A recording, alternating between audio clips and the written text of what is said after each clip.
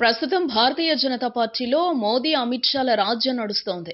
అద్వానీ, మురళీ మనోహర్ జోషి వంటి సీనియర్లు ఎంతమందున్నా అంతిమంగా పార్టీని మోదీ, షా ద్వయం తమ కనుసన్నల్లో నడిపిస్తోంది.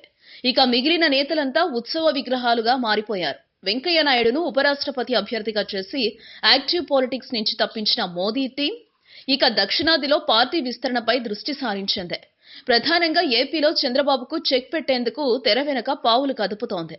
వెంకయ్య అండ లేకపోవడంతో చంద్రబాబు ఒంటరిగా మారిపోయారు. ఇదే సమయంలో మోదీ తనకు చంద్రబాబుకు సంబంధించిన ఓ పాత లెక్కను సెర్చ్ చేసేందుకు స్కెచ్ వేశాడు.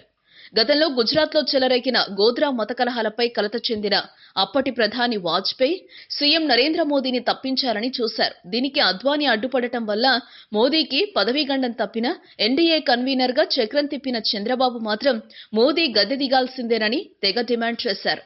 అంతేకాదు, తమ రాష్ట్రంలో వాస్తవ పరిస్థితిని వివరించడానికి వచ్చిన మోదీని చంద్రబాబు కనికరించలేదు. ఏపీ భవన్లో ఉండి కూడా మోదీకి అపాయింట్మెంట్ ఇవ్వలేదు. ఈ విషయాన్ని మనసులో పెట్టుకున్న మోదీ ఇప్పుడు దానికి బదులు తీర్చుకుంటున్నారని పరిశీలకులు చెప్తున్నారు. పొత్తుల పేరిట బాబుతో పైకి బాగానే ఉన్నా లోలోన మాత్రం ఆనాడు ఆయన చేసిన పనికి మోదీ ఉడుకుతూనే ఉన్నారు. ఈ విషయం రాజకీయ చాణక్యుడైన చంద్రబాబుకు తెలియంది కాదు. అందుకే ప్రధానిని ప్రసన్నం చేసుకునేందుకు ఎప్పుడు అవకాశం వచ్చినా వదులుకునేవారు కాదు. ఈ 3 ఏళ్లలో మోదీ పట్ల ఆయన అత్యంత వినయంగా మెలగడమే కాకుండా జాతీయ రాజకీయాల పట్ల తనకే మాత్రం ఆసక్తి లేదని పదే పదే స్పష్టం చేశారు. అయితే పార్టీ ప్రయోజనాల కోసం దేనికైనా తెగించే మోదీ, షాలు చంద్రబాబుకు వ్యతిరేకంగా ఇప్పటికే రంగం సిద్ధం చేశారు. అందులో భాగంగానే జగన్ను క్రమంగా దగ్గరకు తీస్తున్నారు. ఎప్పుడంటే అప్పుడు అపాయింట్మెంట్ ఇస్తూ రానున్న రోజుల్లో ఒక ఆప్షన్ను తమ వద్ద ఉంచుకుంటున్నారు. ఈ పరిణామం వచ్చే ఎన్నికల నాటికి బీజేపీ, వైసీపీ మధ్య పొత్తుకు దారితీస్తుందా లేదా అన్నది ఇప్పుడే చెప్పలేని పరిస్థితి.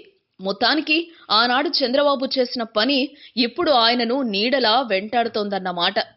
మోదీ, అమిత్ షా ఇలాగే వ్యవహరిస్తే భవిష్యత్తులో చంద్రబాబుకే కాదు టీడీపీకి కూడా కష్టాలు తప్పవు. ఈ వీడియో మీకు నచ్చితే ఓ లైక్ కొట్టండి, మీ ఫ్రెండ్స్కు షేర్ చేయండి. మీ సజెషన్స్ ఏమైనా ఉంటే కింద కామెంట్ చేయండి. మరో మాట, ఇలాంటి మరిన్ని ఆసక్తికరమైన విషయాలు తెలుసుకోవాలనుకుంటే మా యూట్యూబ్ ఛానల్ను సబ్స్క్రైబ్ చేయటం మాత్రం మరవకండి.